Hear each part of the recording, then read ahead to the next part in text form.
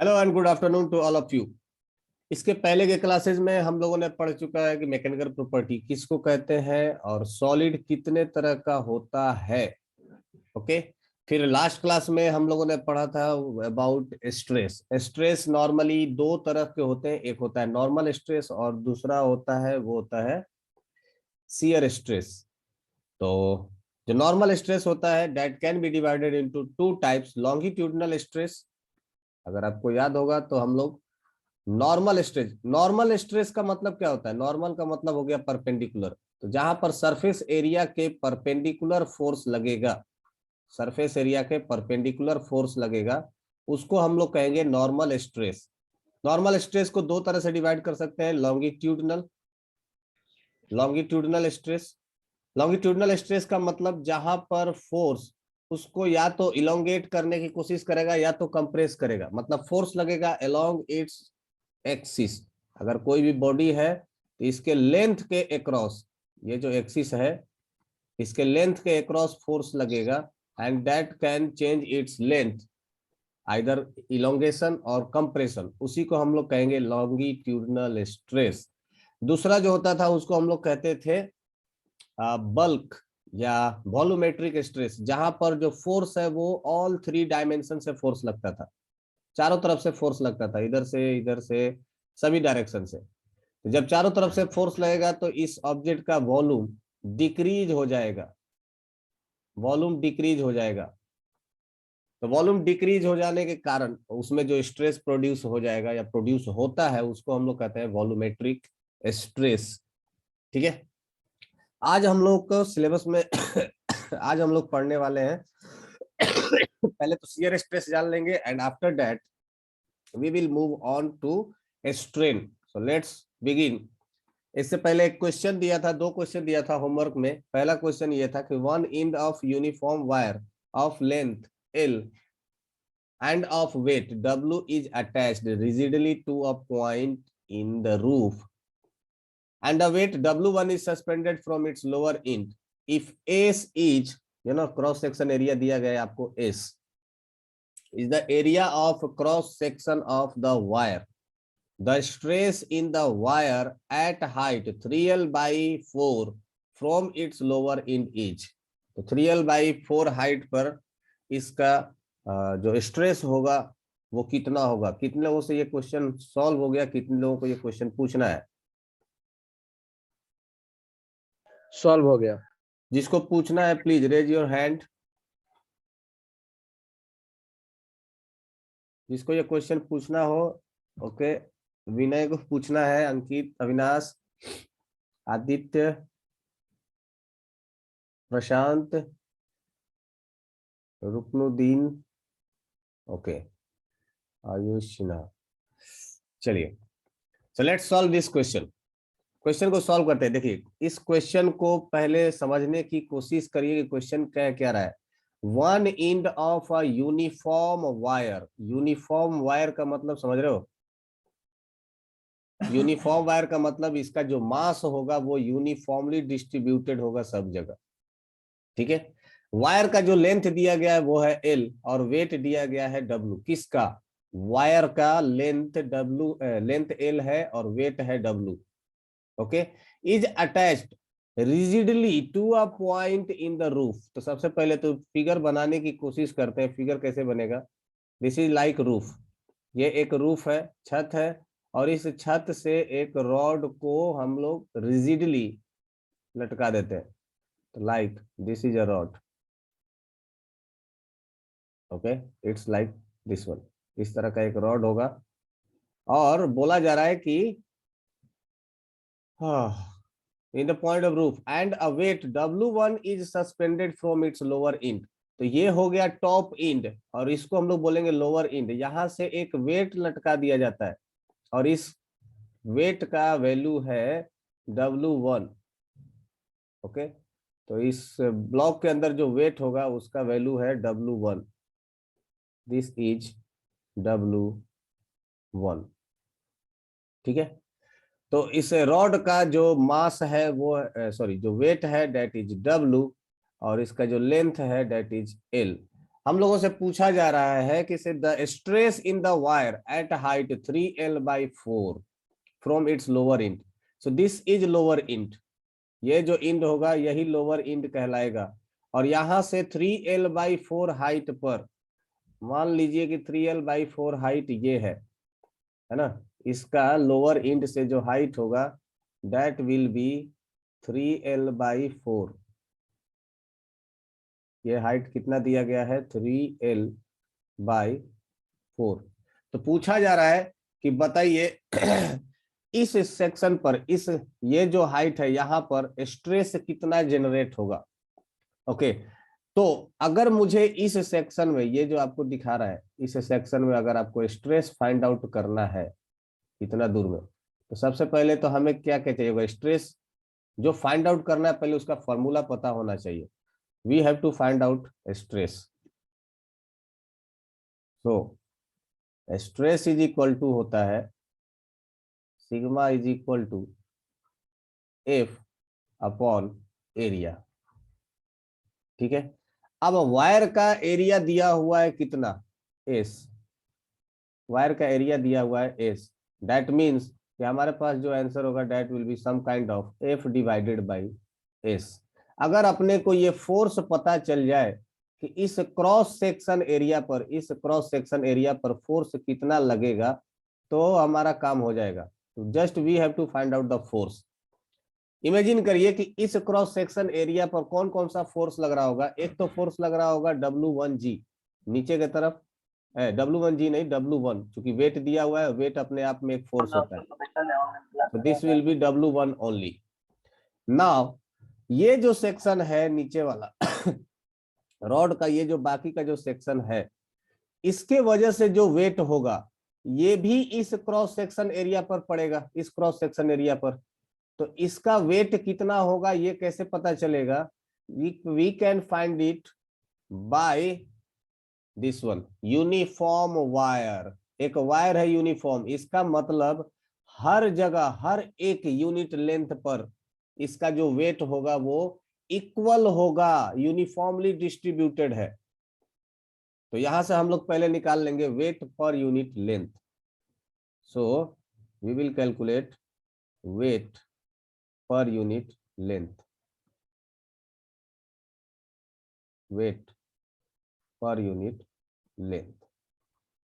Uniform है तो सब जगह वेट बराबर होना चाहिए, and that will be equals to W divided by L। So 1 unit length के लिए जो आपका वेट पर यूनिट लेंथ है वो है W। सो 3L/4 लेंथ के लिए वेट कितना हो जाएगा? Weight of 3L/4 is equal to जो वेट पर लेंथ है, अगर इसमें मैं यहां पर लेंथ से गुणा कर दूं तो मुझे मिल जाएगा वेट 3L/4 का। तो that will be equals to W divided by L into 3L/4। L से L कैंसिल आउट हो जाएगा। सो इस ये जो येलो कलर का जो मैंने शेडेड रीजन है इसका वेट आ जाएगा 3W/4। ठीक है, now this is the weight of this section. इस रॉड का 3L/4 लेंथ के रॉड का वजन होगा 3W/4। Now the total downward direction में जो फोर्स लगने लगा वो कितना लगा? एक तो ये नीचे की तरफ फोर्स लगने लगा कितना, ये वाला 3W/4, 3W/4, और एक W1 का वेट लटकाया हुआ है, तो सो टोटल फोर्स हो जाएगा कितना? F will be equals to 3W/4 plus W1 इतना फोर्स हो गया। सो इस इक्वेशन से अपने को एरिया का वैल्यू पहले से पता है, फोर्स का वैल्यू अभी कैलकुलेट कर लिया, तो जो स्ट्रेस आ जाएगा वो कितना आ जाएगा? 3W/4 plus W1 divided by S, that will be the stress. Is it okay everyone? हाँ वैभव, कुछ बोलना है क्या? No Vaibhav, sir, no sir, hand raise किए हो। वो एक क्वेश्चन था सर, एक क्वेश्चन था। ओके, सो इसमें किसी को कुछ डाउट है तो पूछ लीजिए। Anyone has problem? हाँ हम, बोलो बोलो, किसी को डाउट है क्या? देखिए, जिस भी सेक्शन पर जहां पर भी आपको स्ट्रेस निकालना हो, उस पॉइंट पर फोर्स निकालिए कि फोर्स कितना लगेगा। बस भाई, वो हैंड डाउन, लोअर हैंड कर लो भाई, नहीं तो डाउट है तो पूछ लीजिए। एनीवन, आगे बढ़े क्या फिर? Okay, yes sir, second question. चलिए आगे आते हैं। ये एक क्वेश्चन है जो कि आपके बेसिक कंसेप्ट पर बेस्ड है ना। मैंने जो टाइप ऑफ स्ट्रेस पढ़ाया था ये उस पर है। A bar is subjected to equal and opposite force as shown in figure. तो ये रहा फिगर, और इसमें आपको दो इक्वल फोर्स दिख रहा होगा, एक एफ इधर के तरफ, एफ इधर के तरफ। याद रखिएगा, ये एफ एफ दोनों साइड में लग रहे हैं, इसका मतलब नेट फोर्स 0 होगा, है ना। लेकिन स्ट्रेस के लिए जो फोर्स इस्तेमाल करेंगे, कोई एक ही फोर्स इस्तेमाल करेंगे। Okay, that will be the F divided by A. तो यहां पर जो फोर्स, एक्सटर्नल फोर्स लग रहा होगा, वो लग रहा है F. Now P Q R S is a plane making angle theta. तो एक्चुअली यहां पर थीटा होना चाहिए था, ये क्वेश्चन मार्क हो गया है। So this is angle theta with the cross section of the bar. If the area of cross section be A, तो क्रॉस सेक्शन एरिया जो दिया गया है वो ए दिया गया है, then what is the tensile stress on P Q R S? P Q R S question कितने लोगों को ये समझ में आया है? What we have to do is we have to find out the area, sorry stress. अब समझिए कि अगर मैं एक फिगर बना देता हूं इधर अलग से, अच्छा रहेगा।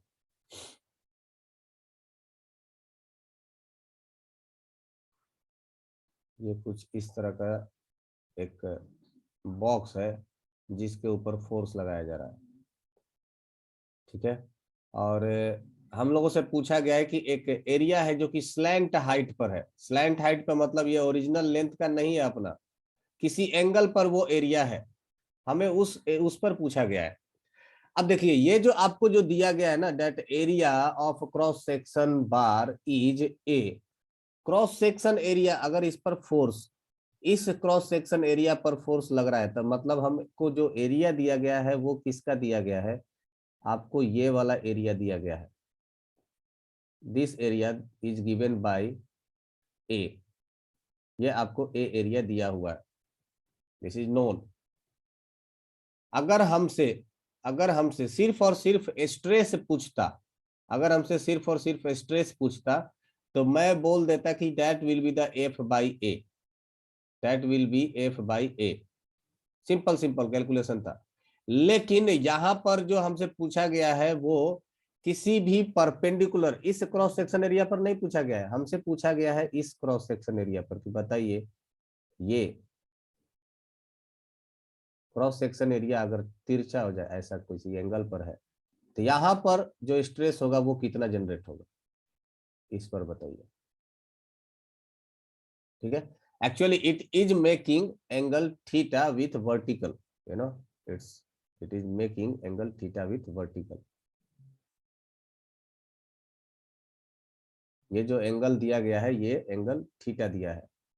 मैं इस फिगर को जरा बाहर निकालता हूं, है ना। इतने दूर का ये जो फिगर है ना, सिर्फ इसको मैं बाहर निकालता हूं। This is P, this is Q, this is R and this is S. मैं ये फिगर को सिर्फ पी क्यू आर एस को बाहर निकालता हूं, और ये फिगर कुछ आपको इस तरह का दिख रहा होगा। देखिए, it looks like this one. ये एक कुछ ऐसा स्लैंट हाइट है, ऐसा स्लैंट हाइट है, और ये रहा वर्टिकल, जो कि एक्चुअल इसका क्रॉस सेक्शनल एरिया है, जो कि फोर्स के परपेंडिकुलर है ना। और ये जो फोर्स है वो इसी पर इस डायरेक्शन में, इस पर परपेंडिकुलर डायरेक्शन में फोर्स लग रहा होगा, है ना।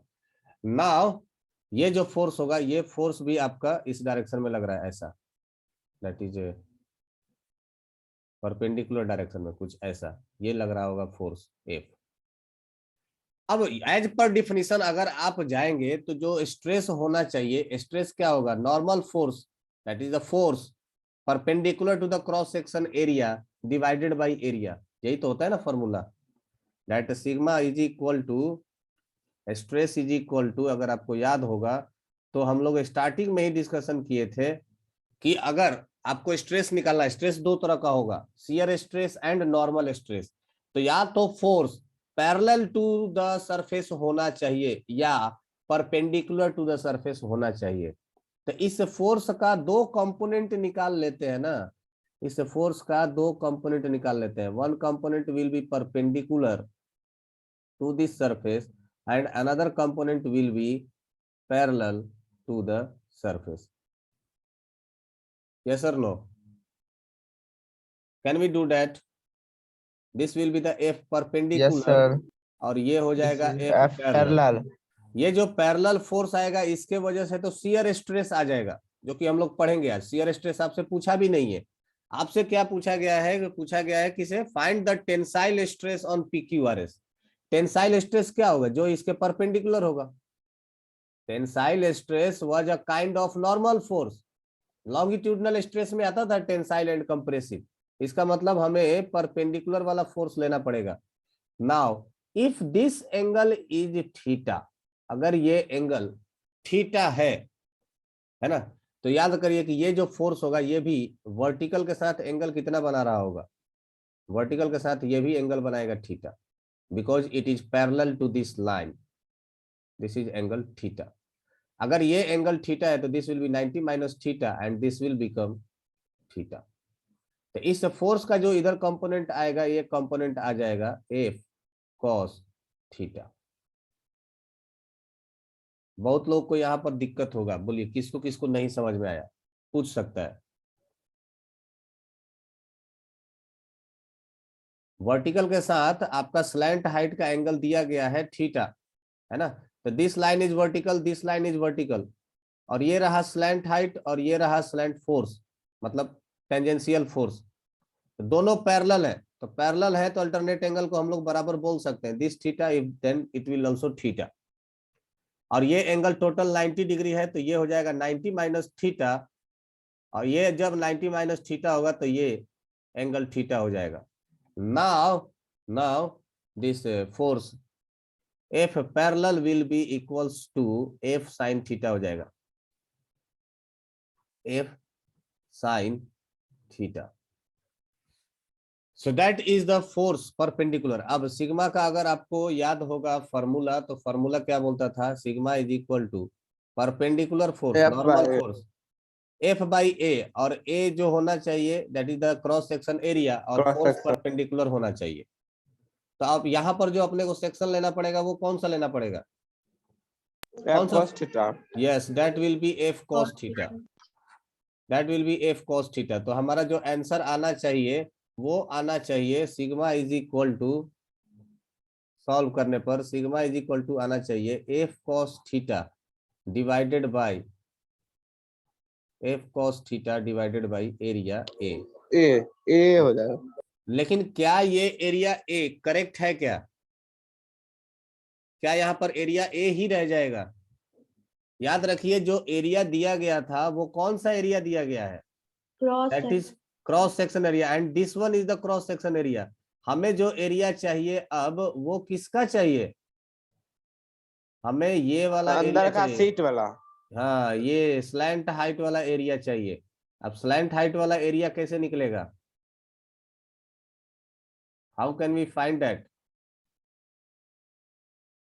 तो एरिया का भी कंपोनेंट लिया जाता है, अगर ये एरिया है ए तो इसका दो कंपोनेंट आएगा, एक इसके परपेंडिकुलर आएगा, लेट्स डू इट, एक इसके परपेंडिकुलर आएगा। परपेंडिकुलर एरिया कैसा बनेगा, देखिए इस स्लैंट हाइट के परपेंडिकुलर एक एरिया ऐसा होगा, it will be like this one. इस स्लैंट हाइट के परपेंडिकुलर एरिया हो गया और ये इधर हो गया। तो अगर ये वाला एरिया आपको दिया गया है ए, तो इसका दो कंपोनेंट आ जाएगा, ए कॉस थीटा और एक इधर की तरफ आ जाता है ए साइन थीटा। ले, नहीं समझे? अच्छा मान लो कि अगर मुझे इसी का एरिया निकालना है, इसका ही एरिया निकालना है, इस सीट का जो विड्थ होगा थोड़े देर के लिए, ये मान लीजिए कि विड्थ है ए और ये हाइट है बी, तो मैं एरिया इज इक्वल टू लिख सकता हूं ना ए इंटू बी, ए इंटू बी, करेक्ट। नाउ ये जो लेंथ है बी, इस बी का कंपोनेंट इस लाइन के अलॉन्ग, पीएस के अलॉन्ग क्या आ जाएगा? That will be B cos theta, B cos theta. तो इसका एरिया जो नया वाला एरिया होगा वो एरिया क्या होगा? ए इंटू बी कॉस थीटा, और ए इंटू बी को क्या बोला गया था? ए। तो मैं बोल सकता हूं ना ए कॉस थीटा हो जाएगा। नहीं आया समझ में? This length is A and this length is B, this is B. तो बी का कंपोनेंट इस लाइन की तरफ क्या आ जाएगा? B cos theta. इसका जो एरिया आएगा, that area A dash will be A B cos theta हो जाएगा, और ए बी क्या है? एरिया है, तो that will become A cos theta. कुछ गलत कर रहा हूं क्या?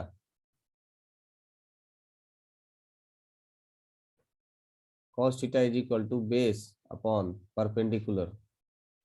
अपने को परपेंडिकुलर चाहिए ना? सॉरी सॉरी, एक मिनट एक minute, B B cos theta नहीं होगा, बी बाई कॉस थीटा होगा।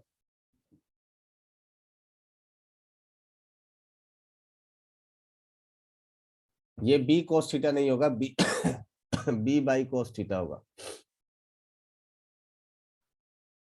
कैसे कैसे कैसे? देखिए अपने को क्या चाहिए था? ये वाला पी एस हाइट, तो मैं यहां से लिख सकता हूं cos theta is equal to, this is the adjacent base B divided by P S. तो P S side is equal to कितना आ जाएगा? B by cos theta, B by cos theta. तो इस एरिया का जो इधर कंपोनेंट आएगा, this area will be A by cos theta. अब ये एरिया का वैल्यू हम लोग यहाँ पर पुट कर देंगे इस फॉर्मूले में, तो हमारा जो सिग्मा का वैल्यू आ जाएगा, that sigma will be equals to, sigma will be equals to F cos theta divided by area आ जाएगा A by cos theta, A by cos theta.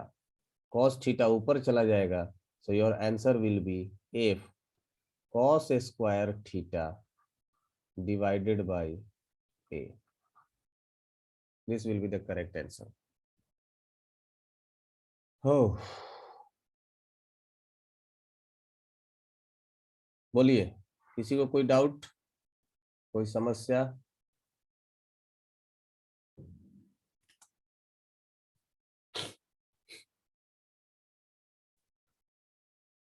Please raise your hand जिसको नहीं समझ में आया।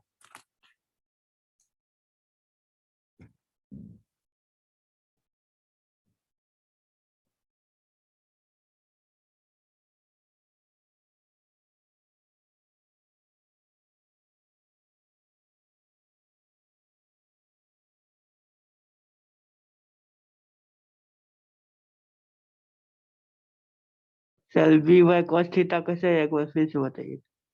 ये वाला ट्रायंगल दिख रहा है, ये मान लीजिए कि ये ट्रायंगल का नाम है ओपीएस। ये ट्रायंगल का नाम देख लीजिए ओपीएस। मैं इस ट्रायंगल की बात कर रहा हूं, I am talking about this one. ये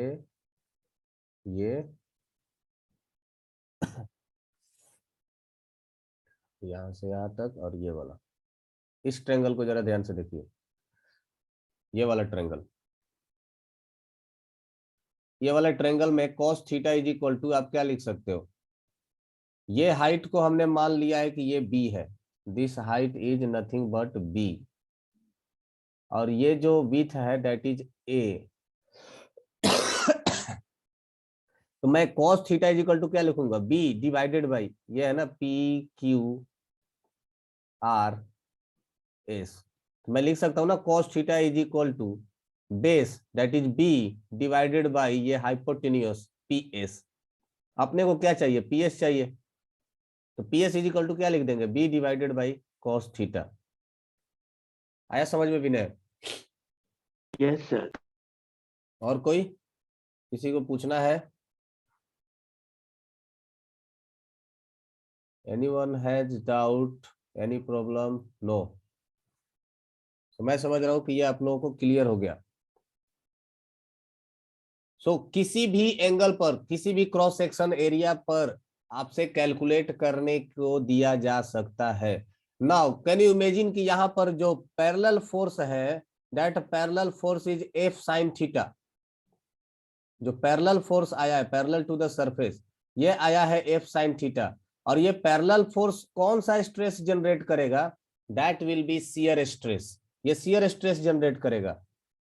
तो अगर आपसे पूछा जाता है कि बताइए शियर स्ट्रेस कितना होगा, तो शियर स्ट्रेस बता सकते हो कितना हो जाएगा?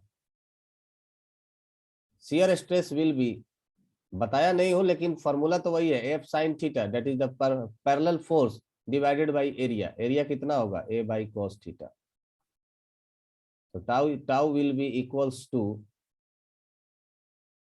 F sine theta into cos theta divided by area. ऊपर नीचे 2 से मल्टीप्लाई कर दीजिए, so it will become F sine 2 theta divided by 2a. This will be the shear stress. इसी को हम लोग shear stress कहते हैं। So let's talk about the shear stress. आगे बढ़े, नेक्स्ट पेज पर जाए, next slide. Yes, sir. Okay, so shear stress क्या कहता है कि if the applied force is tangential to the surface, then it will be called as shear stress. The stress generated due to applied force will be shear stress. ठीक है, सो इसको हम लोग क्या कहेंगे, if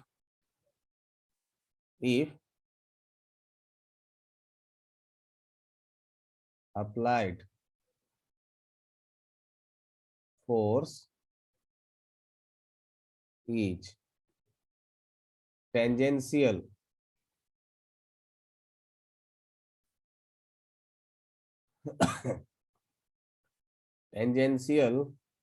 to the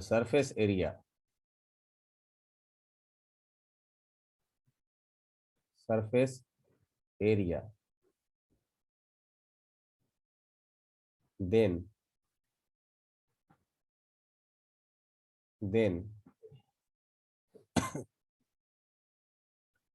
a stress generated is shear stress.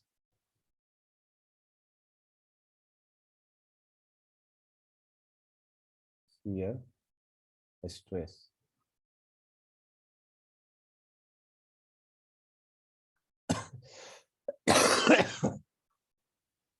ठीक है, अगर इसका 3D फिगर बना करके आप लोगों को पहले भी दिखाया हुआ है, so we will directly go to the 2D figure. 2 dimensional में फिगर कैसा दिखेगा आपको, एक क्यूब एक बॉक्स की तरह दिखेगा। तो मान लीजिए कि ये एक क्यूब है, और इस क्यूब के ऊपर जो फोर्स का डायरेक्शन होगा that force will be tangential to the surface.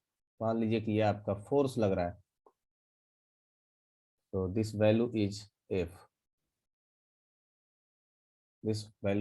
F, और ये जो जो एरिया जिस सरफेस पर ये टेंजेंशियल फोर्स लग रहा होगा उसका एरिया, तो this is area A.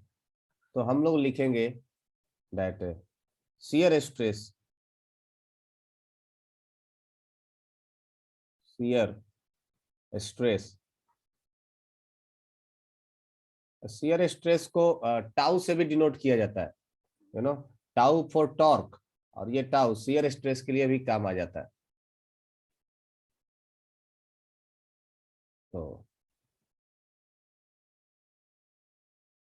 that will be equals to F divided by A, या आप कह सकते हो कि F parallel divided by area, area.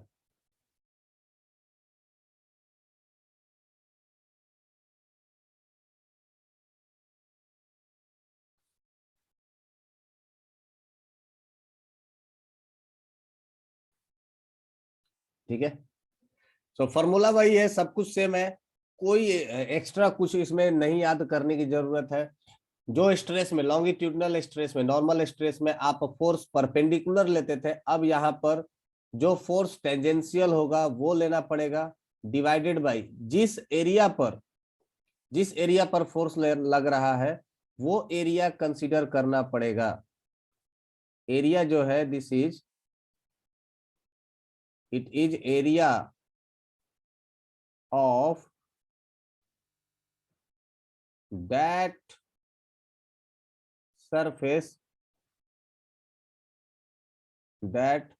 surface, on which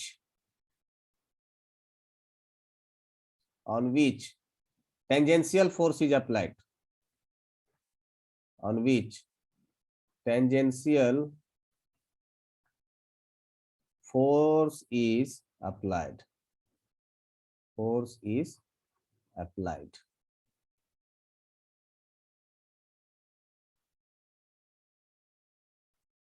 ठीक है। तो ए जो है वो एरिया है जिस पर आपको टेंजेंशियल फोर्स लगता है या लगाया जाता है, correct. So that is called as shear stress. Shear stress को कई बार टेंजेंशियल स्ट्रेस के नाम से भी जाना जाता है, so don't worry about that. अगर आपसे पूछ दिया जाए कि टेंजेंशियल स्ट्रेस बताइए, it is also known as a tangential stress.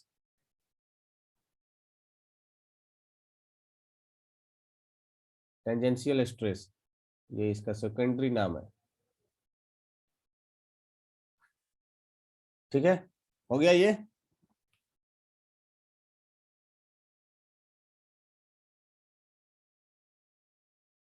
आगे बढ़े। Yes sir. Okay, now after shear stress,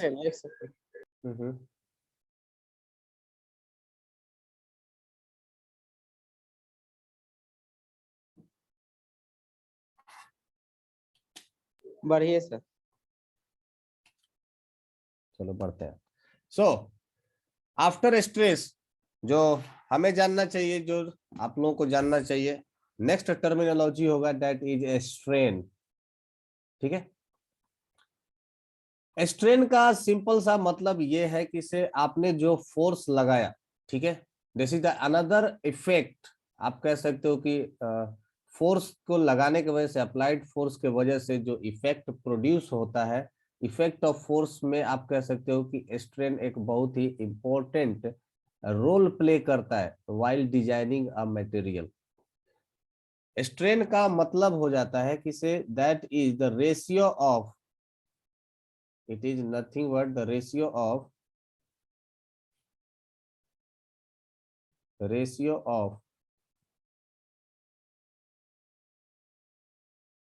change in configuration, या कह सकते हो dimension, ratio of change in configuration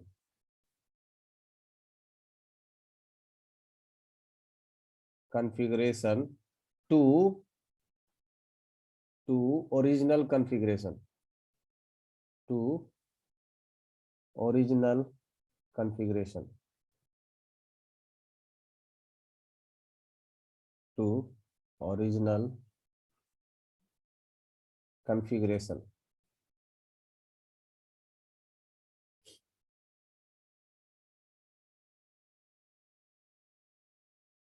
configuration, ठीक है।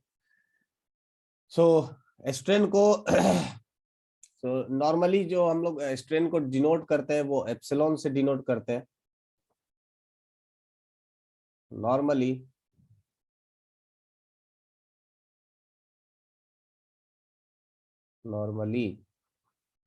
it is denoted by epsilon.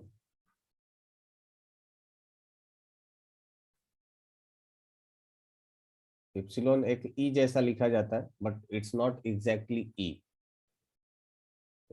इसके लिए एप्सिलॉन सिंबल का इस्तेमाल किया जाता है। मैथमेटिकली हम लोग लिख सकते हैं कि strain is equal to strain is that is epsilon, strain is equal to change in dimension delta. अगर लेंथ है तो एग्जांपल मैं ले सकता हूं डेल्टा एल बाई एल, और डेल्टा वी अगर वॉल्यूम होगा तो डेल्टा वी बाई वी, जो भी कॉन्फ़िगरेशन में चेंजेस है जो आप कंसीडर करना चाहते हो वो वाला, है ना। This is for longitudinal, will see later की इसमें। और delta L by delta L कब इस्तेमाल करते हैं, delta V by delta V कब इस्तेमाल करते हैं, but that are the two formula, two different formulas. You can see कि चेंज इन लेंथ, इसका जो यूनिट होगा वो भी लेंथ का ही होगा, divided by length. So strain का यूनिट नहीं होता है ना, it is unitless. it is a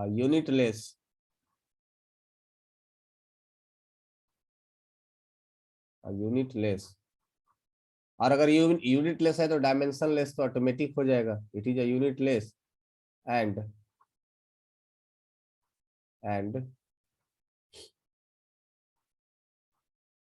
dimensionless quantity,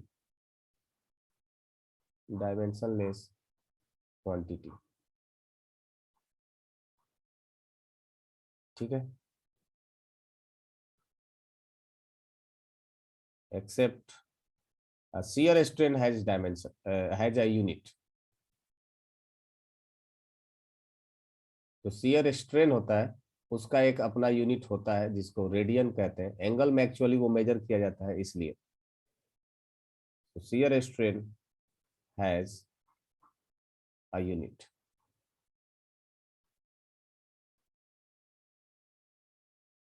shear strain का एक यूनिट होता है, ओके।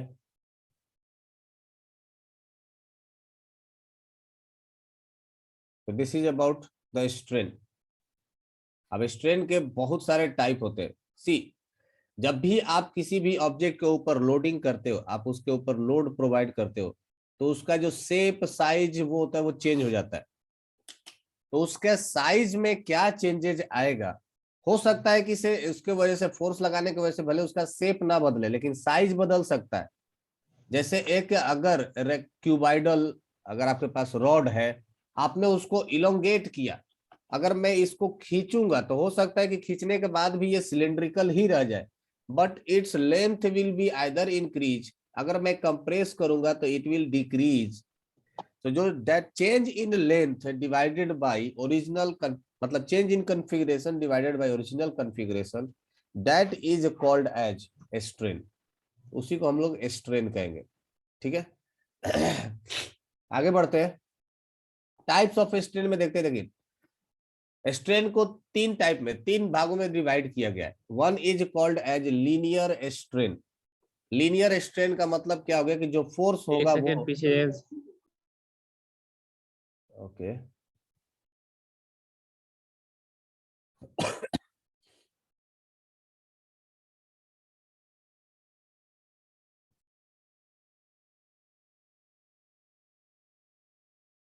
हो गया।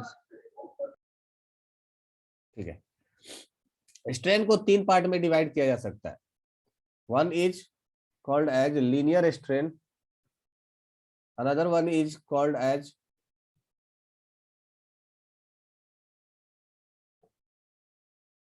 Linear strain. दूसरा जो है वो है वॉल्यूमेट्रिक स्ट्रेन, और तीसरा जो होता है उसको हम लोग कहते हैं शियर स्ट्रेन। तो 3 पार्ट में डिवाइड किया गया है। Third one is shear strain. Linear strain का मतलब आप समझ ही गए होंगे कि से अगर एक्सियल डायरेक्शन में फोर्स लग रहा होगा along the direction of axis, so इसका लेंथ इंक्रीज होगा। Okay, so that is called as the linear strain, the change in length। मैं इसको क्या बोल सकता हूं? Linear strain is equals to change in length, that is the delta L divided by L, that is called as linear strain. ठीक है, linear strain भी 2 तरह का होता है। लीनियर स्ट्रेन 2 तरह का होता है। One is called as longitudinal strain। longitudinal strain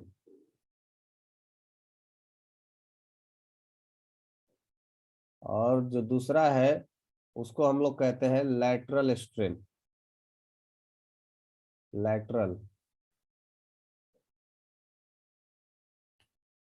lateral strain। ठीक है, लॉन्गिट्यूडनल स्ट्रेन में क्या होता है? देखो, जिस डायरेक्शन में आपने फोर्स लगाया, जिस डायरेक्शन में आपने फोर्स लगाया, अगर इलोंगेशन उसी डायरेक्शन में हुआ तो हम लोग कहेंगे लॉन्गिट्यूडनल स्ट्रेन, है ना। Change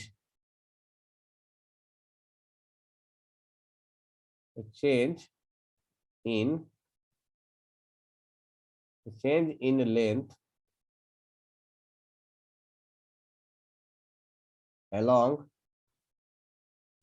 length along direction of applied force, along direction of applied force। जिस डायरेक्शन में आपने फोर्स लगाया, अगर उसी डायरेक्शन में चेंज हुआ, उसी डायरेक्शन में लेंथ चेंज हुआ, तो हम लोग कहेंगे दैट इज लॉन्गिट्यूडनल स्ट्रेन। लेकिन लैटरल स्ट्रेन किसको कहेंगे? इफ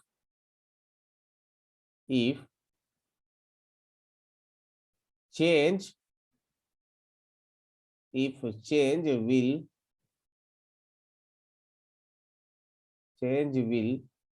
perpendicular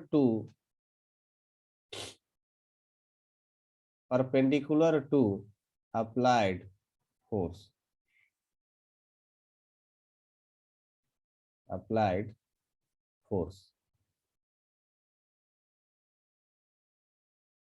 ठीक है।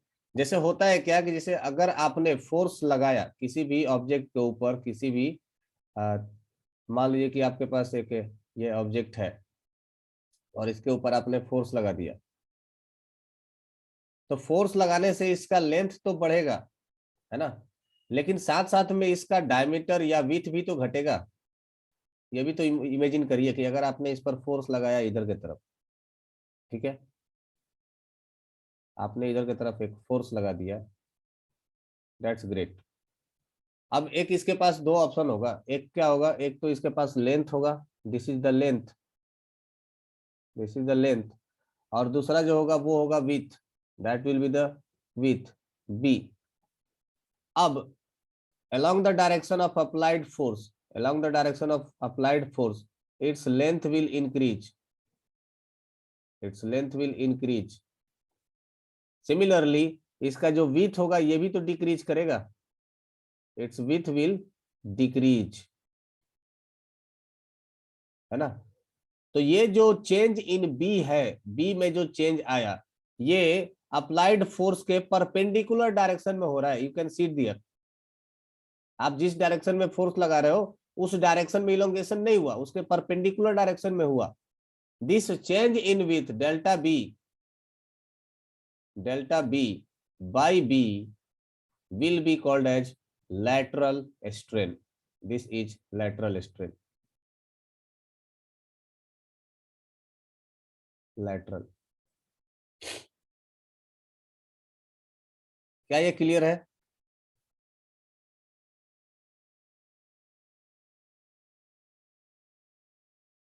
लैटरल एंड लॉन्गिट्यूडनल क्लियर है क्या सबको? Yes, sir. Okay, the next one is called as volumetric strain. Volumetric strain में क्या होता है? सर हाँ जी, एक्सक्यूज मी, ये lateral delta B by B हाँ नहीं आया सर, कि मतलब ब्रेड्थ में कैसे चेंज आ रहा है ये नहीं आया। देखो, अगर आप ये जो रॉड है, रॉड का वॉल्यूम तो फिक्स होगा, मास फिक्स होगा। तो अगर Yes, आप sir. इसको फोर्स लगाएंगे, अगर इसका लेंथ चेंज होगा और विड्थ सेम रह गया, इसका मतलब क्या होगा कि आपने वॉल्यूम इंक्रीज कर दिया। Yes or no? Yes sir yes. जब वॉल्यूम Yes, इंक्रीज हो जाएगा, इसका जो ऑब्जेक्ट है, इसका डेंसिटी तो वही रह जाएगा जितना पहले इसके पास था। तो डेंसिटी इंटू वॉल्यूम करोगे तो इस ऑब्जेक्ट का, इस फोर्स लगाने की वजह से इस ऑब्जेक्ट का मास बढ़ जाना चाहिए। फिर ऐसा नहीं हो सकता है ना, जितना पहले मास था उतना ही रह जाएगा बाद में। समझ गए। अगर ये लेंथ इंक्रीज हुआ तो विड्थ को घटना पड़ेगा टू मेंटेन द मास। ठीक है? या तो समटाइम्स क्वेश्चन में लैटरल स्ट्रेन को भी काउंट करना पड़ता है, sometimes it doesn't, depends on the situation. Okay, चलिए वॉल्यूमेट्रिक स्ट्रेन के बारे में बात करते हैं। वॉल्यूमेट्रिक स्ट्रेन क्या होता है? जब चारों तरफ से फोर्स लगने लग गए, you can C in this figure, force is acting from all the direction. चारों तरफ से अगर फोर्स घटने लगा, है ना, और इसका वॉल्यूम डिक्रीज हो गया, याद रखिएगा volume decrease without change in the shape of object, है ना। वॉल्यूमेट्रिक स्ट्रेन हम लोग तभी लेंगे the change in volume, it is the ratio of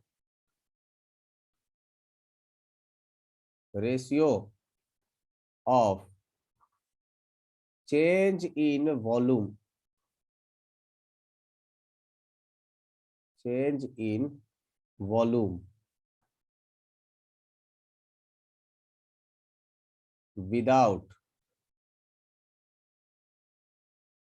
ratio of change in volume to original volume,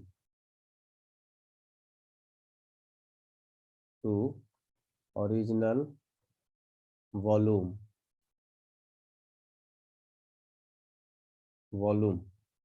without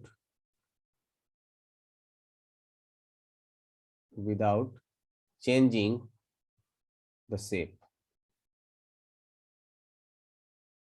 without changing the shape। Shape नहीं बदलना चाहिए, volume कम ज्यादा जो होना होगा वो हो जाएगा, but its shape remains constant. अगर क्यूबॉइडल था तो क्यूबॉइडल ही होना चाहिए। ऐसा नहीं कि क्यूबॉइडल है उसको मार पीट के चारों तरफ से स्फेयर बना दिया फिर बोलेंगे अच्छा वॉल्यूम तो चेंज हो गया। No, that's not a volumetric strain. Strain तभी होगा जब वॉल्यूम में चेंज तो होगा, बट वो change without change in shape होना चाहिए, है ना। जैसे एग्जांपल में आपको यहाँ पर दिख रहा होगा, इनिशियल वॉल्यूम था V और इसमें जो चेंज हो गया डेट इज डेल्टा V। आपका वॉल्यूम जो है वो कम हो गया, सो हम लोग क्या लिखेंगे, the shear that volumetric strain will be equals to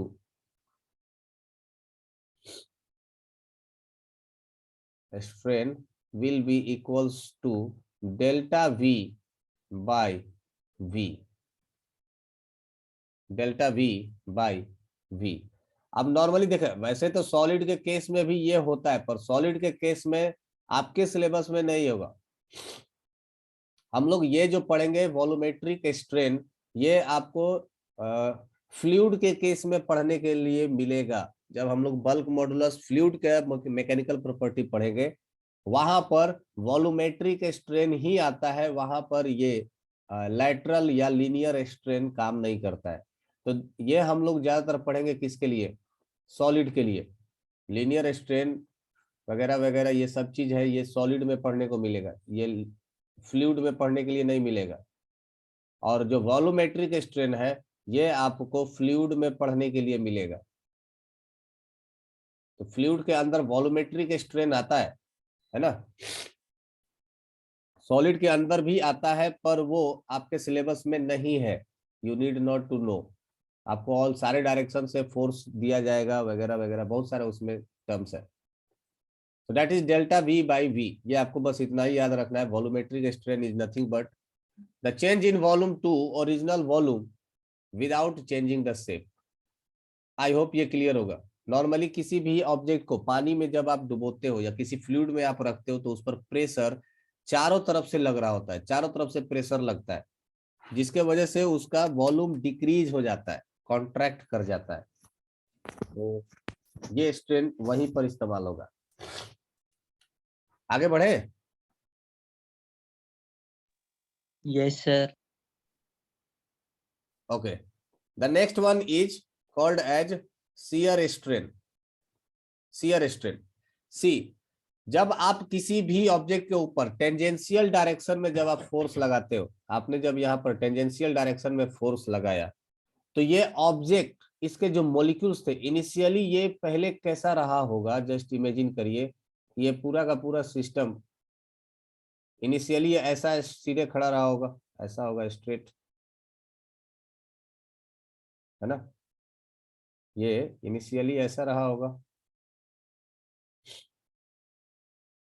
लेकिन जैसे ही आपने इस पर फोर्स लगाया, आपने इसको क्या कर दिया, इट्स जस्ट स्लाइड, ये शियर हो गया ये, है ना। जैसे अगर आप किसी भी चीज को काटिएगा, जैसे आप कोशिश करिएगा तार वगैरह या प्लास्टिक को काटने की कोशिश करिएगा, तो देखिएगा कि आपका सरफेस वो अंदर की तरफ धंस गया, मतलब that dislocate its molecule, just dislocates from its position. तो शियर स्ट्रेस का मतलब हो जाता है ये वाला जो एंगल है ना, ये जो एंगल बन रहा है ये थीटा, यही है शियर स्ट्रेस। ये कितना डिग्री डिसलोकेट हुआ, इसी से हम लोग ये पता कर लेते हैं कि एक्चुअल में इसमें शियर स्ट्रेस आया कितना। That theta will be equals to, अगर इसका मान लीजिए कि हाइट, ये जो लेंथ है, दैट लेंथ इज एल, अगर ये लेंथ है एल, और इसमें जो इलोंगेशन हुआ, the change in its dimension is, let's say this is delta X, तो we can write that tan of theta, tan theta is equals to delta x divided by L, delta x divided by L. Okay,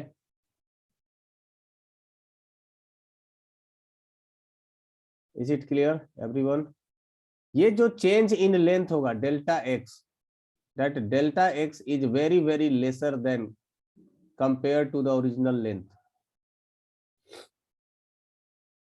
very very less compare to the original length. जो इसका length है उसके comparison में ये जो delta x होता है ये काफी छोटा होता है। सो ये जो ओवरऑल वैल्यू है डेल्टा एक्स बाई एल, ये जो रेशियो है, ये ratio that will be almost very close to zero, है ना, it is close to zero, close to zero. So tan of theta को हम लोग डायरेक्ट थीटा लिख देते हैं, that theta is equals to, theta is equals to delta X by L. Delta X क्या है, दैट इज द चेंज, या कह सकते हो कि डिसलोकेशन, और L is the length of side, this is called as shear strain, delta X by L.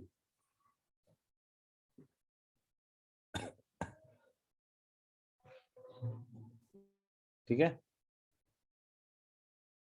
ये delta X by L बहुत ही छोटा होता है, इसलिए tan थीटा को हम लोग लिख सकते हैं theta, since tan theta is equal to, tan theta equals to theta for very small angle, for very small angle, small angle.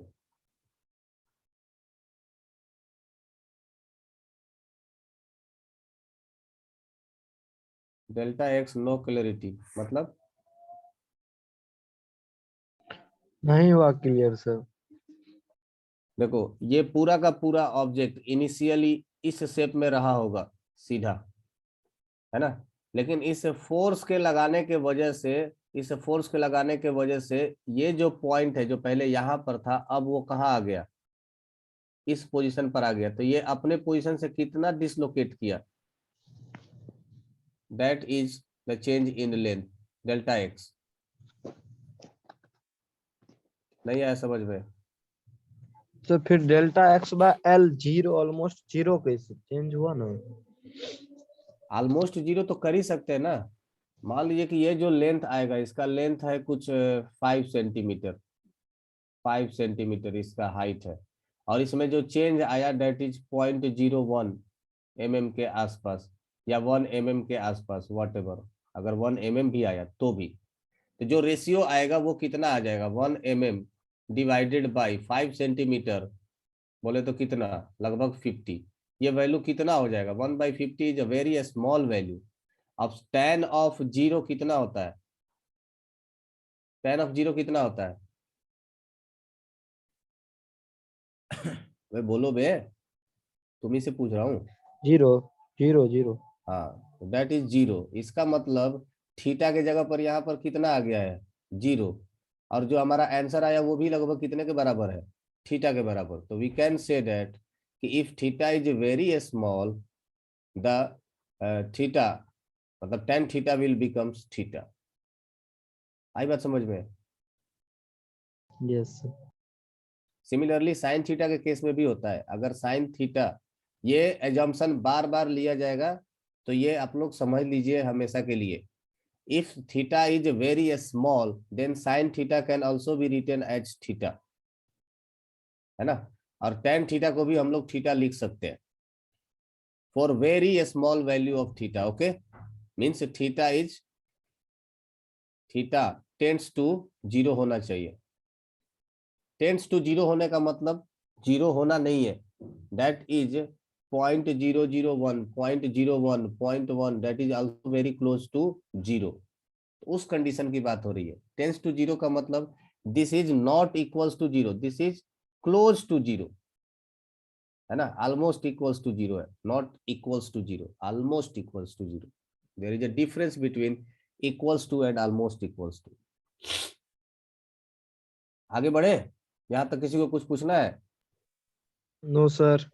सो ये जो थीटा है इसका यूनिट होता है, तो एकमात्र स्ट्रेन है जिसका यूनिट होता है। So unit of shear strain, its unit is radian, but still dimensionless होता है। इसका जो यूनिट होता है वो रेडियन होगा, जो थीटा हम लोग मेजर करेंगे वो रेडियन में मेजर करेंगे। यहाँ पर डेल्टा एक्स क्या है, that is the location, dislocation.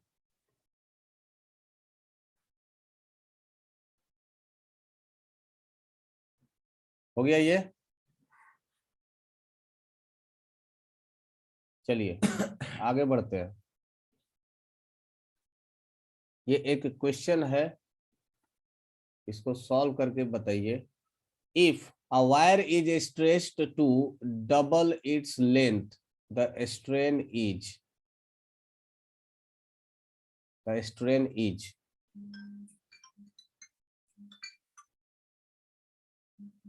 अगर वायर को डबल लेंथ स्ट्रेच कर दिया गया तो उसका स्ट्रेन क्या होगा, what will be it's strain?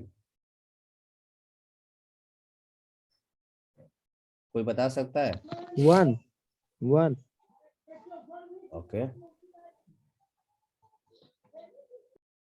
सो आपके पास एक रॉड है, इसका 2 रॉड होगा। का रॉड का लेंथ था L, इनिशियल जो लेंथ था वो था L, इस रॉड को खींच करके 2L कर दिया गया, it rod becomes 2L. Okay, its rod became 2L. So what is the change in length? कितना हो जाएगा? Two L. हो L L हो हो जाएगा. जाएगा sir. L. That's a change in length will be delta L will be equals to L.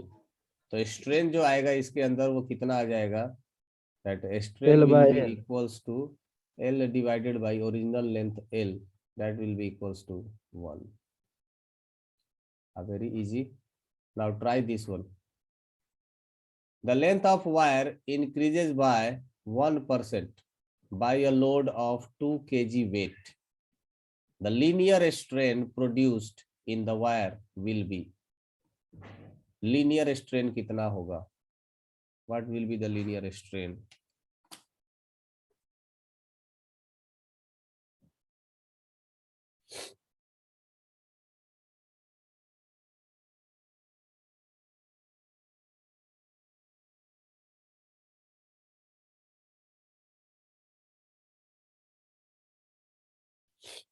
Do it quick.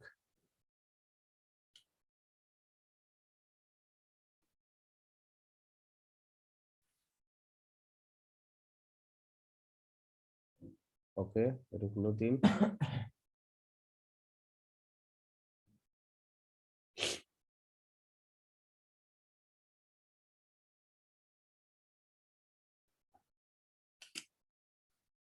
और कोई? अमन का आंसर आ गया. Okay,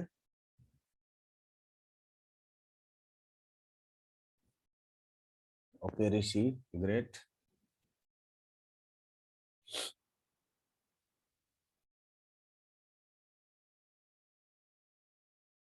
Yes, Khushi, that's right. Saif, no. Check your calculation.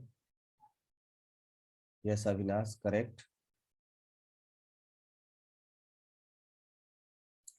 So, correct answer will be C. Correct answer will be C. How it is? क्योंकि जो wire increase कर रहा है वो कितना इंक्रीज कर रहा है? आर्यन करेक्ट है. That is 1%. वायर में इंक्रीमेंट कितना है? 1%. आपको डायरेक्ट दिया गया है कि that is change in length delta L is 1% of its length. 1% of its length. इसके लेंथ का 1% होगा.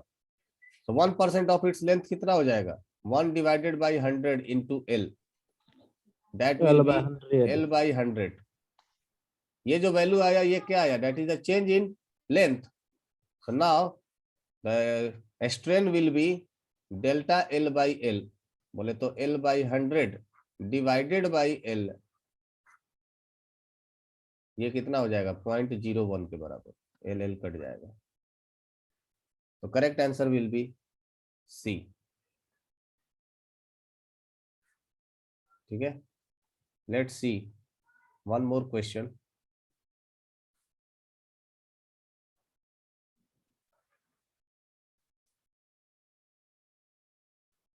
A cube of aluminum oxide 0.1 meter is subjected to a shear force of 100 Newton. The top face of cube is displaced through 0.02 centimeter with respect to bottom face. The shearing strain would be. Shearing strain क्या होगा?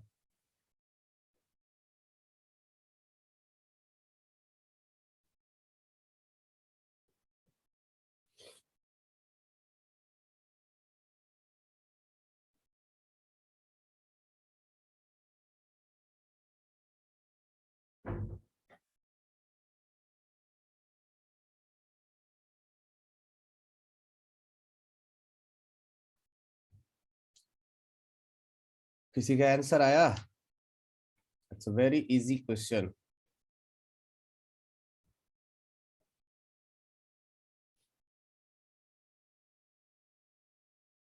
Not yet.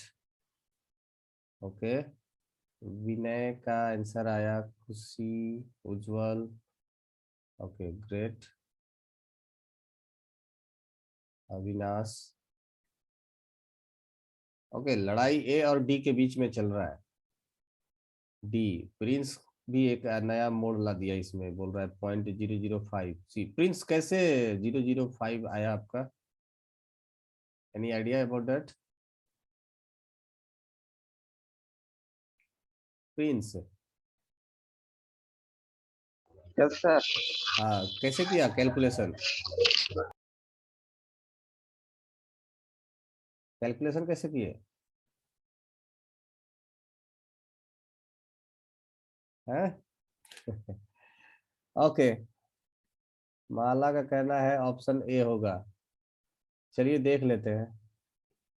सो हमें जो दिया गया है वो एक cube है। अगर मान लीजिए कि अगर क्यूब को हम लोग साइड से देखेंगे, अगर क्यूब को अगर आप लोग साइड से ऑब्जर्व करेंगे तो आपको पता चलेगा कि इसको जो आपको जो दिया गया, that is the this location of the cube is given bye, this location of this cube is given by 0.02 centimetre with respect to bottom face। मतलब ये इनिशियली कुछ ऐसा होगा, जैसे ही इस पर फोर्स लगाया जाएगा इस डायरेक्शन में, this whole system will be dislocated, और ये कुछ ऐसा हो जाएगा, डिसलोकेट होकर के ये कुछ ऐसा हो जाएगा। बोला गया कि ये बॉटम फेस के रेस्पेक्ट में कितना डिसलोकेट किया, इस पॉइंट से इस पॉइंट का डिसलोकेशन कितना होगा, that delta X will be equals to 0.02 centimetre. 0.02 centimetre है ये। ओके, और ये जो बोला गया है कि क्यूब का जो साइड लेंथ है that is 0.1 metre, so this will be 0.1 metre, ये इसका हाइट होगा। तो this angle theta will be equals to delta X by L. Delta X का वैल्यू है 0.02 सेंटीमीटर डिवाइडेड बाय 0.1 मीटर। जिन्होंने गलती किया है उसने ऑब्जर्व नहीं किया कि this is centimetre and metre का गेम है ये, है ना। तो सेंटीमीटर को अगर आपको मीटर में बदलना है या मीटर को सेंटीमीटर में बदलना है, बिल्कुल, तो 0.02 डिवाइडेड बाय 100, ये हो गया मीटर में कन्वर्ट, फिर 0.1, आप डेसिमल उड़ाइए, सब काट कूट कर दीजिए, इसको भी उड़ाइए, डिवाइडेड बाई 100 कर दीजिए, तो 1/10 से 1/10, so 2 divided by 1000, the D is the correct answer। तो जिनका भी गलत आंसर आया है उसने यूनिट पर ध्यान नहीं दिया, है ना। ओके, सो आज यही पर खत्म करते हैं इसको, स्ट्रेन तक। अगले क्लास में एक्चुअली ये रह गया, कोई बात नहीं, तो नेक्स्ट क्लास में हम लोग स्टार्ट करेंगे from the stress strain curve. So till then keep practising, जो भी है पहले के क्वेश्चन उसको खत्म करिए, सॉल्व करिए, ताकि अब श्वेता तुमने भी गलत किया है, बिल्कुल खुशी, आपका सही आंसर था। सर 1 0 भूल गए थे लिखना, सही था कैलकुलेशन। हाँ, वेरी गुड, ऐसे ही भूल जाया करो। सर मेरा बाद में सही है, देखिए। तुम दिए हो आंसर, तुमको पता नहीं है कि सही है कि गलत है, हम देखेंगे तभी सही होगा। ओके, सी यू देन, मिलते हैं नेक्स्ट क्लास में। Bye bye everyone, thank you. Bye sir.